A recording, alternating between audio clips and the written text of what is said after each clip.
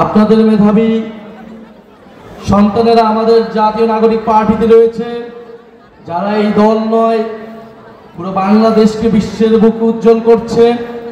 আমরা মনে করি সবার আগে সমস্যা খুঁজে বের করতে হবে। যদি আমরা সমস্যাই না জানি আমরা সমাধানটা কি করব? লড়াই অনেক দিকে আমাদেরকে এখন করতে হবে। লড়াই কেবল একদিকে নয়। হামলা করে যারা ভেবেছিল পদযাত্রা শেষ হয়ে যাবে, তারা সুযোগের ব্যবহার করে ভেবেছিল আতঙ্ক তৈরি করবে সারা দেশে, মানুষ আর আমাদের পথসভায় পদযাত্রায় আসবে না। যদি তারা সশস্ত্র কায়দায় না আসতো, আমরা বিশ্বাস করি আজকে রাজবাড়িতে যত মানুষ হয়েছে, গোপালগঞ্জের সাধারণ মানুষ ঠিক ততটাই আমাদের সমাবেশে আসবে। আপনাদের মেধাবী সন্তানেরা আমাদের জাতীয় নাগরিক পার্টিতে রয়েছে, যারা এই দল নয় পুরো বাংলাদেশকে বিশ্বের বুকে উজ্জ্বল করছে।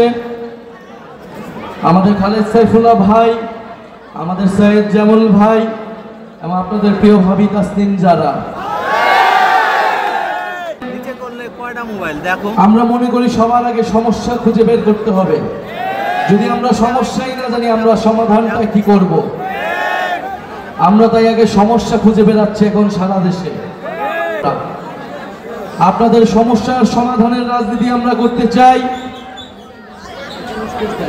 আমাদের অন্যান্য নেতৃবৃন্দ বললেন, জাতীয় নাগরিক পার্টি গণ অভ্যুত্থানের পরে যে ইনসাফের বাংলাদেশ, বৈষম্যহীন গণতান্ত্রিক বাংলাদেশ গড়ে তুলতে চেয়েছিল, সেই বাংলাদেশ বিনির্মাণে আমরা জানি লড়াই অনেক দিকে আমাদেরকে এখন করতে হবে।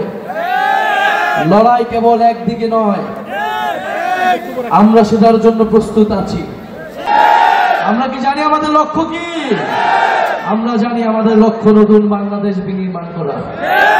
সেই লড়াইয়ের আহ্বান জানাচ্ছি। 3 আগস্ট আমরা শহীদ মিনারে জড়ো হচ্ছি।